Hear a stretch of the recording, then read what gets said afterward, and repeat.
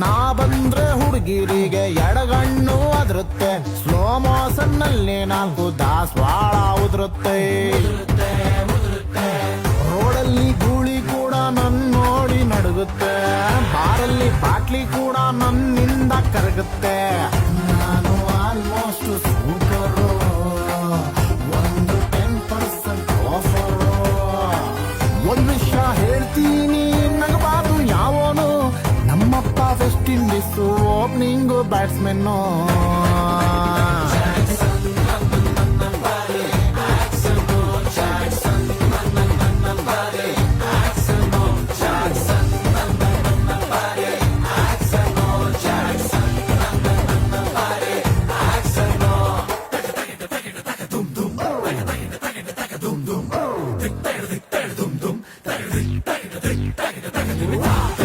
Michael Jackson,